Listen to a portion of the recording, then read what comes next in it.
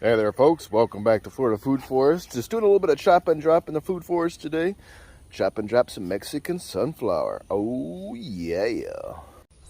And this stuff is pretty good for your plants and it grows incredibly fast, and I think that's why people like myself grow it as a chop and drop. I tried the ice cream bean and that did pretty good, man. That grew fast, but we got cold weather and they just died out of the ground. That doesn't work out so well. But these guys here, they died down to the ground and they popped out in no time at all. And they were quick growing. That's why I use it as a chop and drop. But I mean, it's got an NPK of like 3.5, 0.37, and 4.1.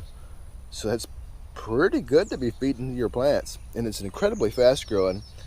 See, I was using the ice cream bean the last couple of years, but the ice cream bean doesn't grow nearly as fast as these guys here. And I'm in Webster, Florida. Ice cream beans don't really like that at all. They will die back down to the ground in the wintertime, especially this last year when I hit 23 degrees. That's insanity. But we're just doing a chop and drop of these guys today and feeding it to all kinds of little plants. I use it as a weed blocker as well, and it seems to be pretty good. Now, if you're going to work with this stuff, it is fast growing. Alright, I got this Mexican sunflower here. It's about 8 to 12 foot tall. I did a light trim on it, I don't know, 2 weeks ago, and it's hard to tell I did anything to it at all. I didn't do anything crazy. This time I'm going to take it down to about 2 to 3 foot tall. It's just nothing but a hallway of Mexican sunflower here. Works great in the daytime because it'll block you from the sun a little bit. At nighttime though, there's spider webs that crisscross across the little path here, so you're going to get a mouthful of spider webs. Now do be careful if you're just throwing it on the ground.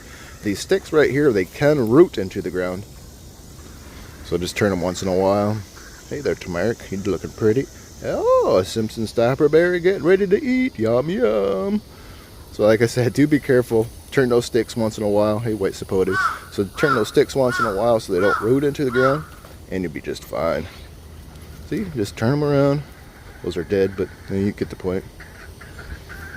New Nick, what are you doing, New Nick? New Nick, dog. New Nick, what are you doing? What are you doing? You eating sticks?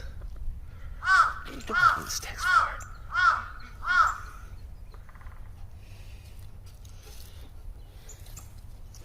Dog face.